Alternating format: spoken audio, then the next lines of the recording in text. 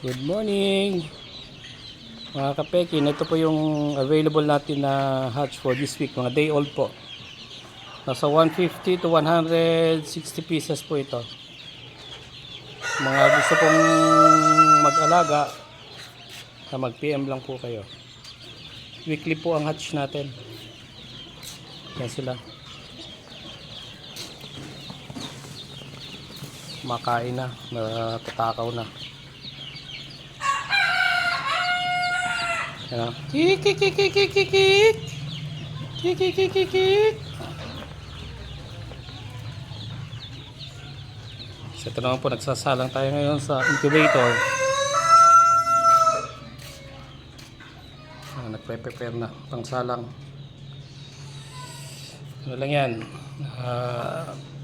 28 days natipisa na yung Peking duck. Tapos itong manok naman 22 days maximum, 18 to 22 yan eh. Yan, meron yung Brahma, Black Australorp, Chinese Silky. Set yung second ducklings natin.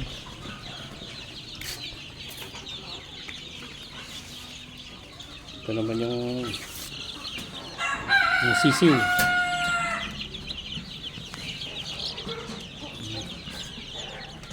Okay, happy farming.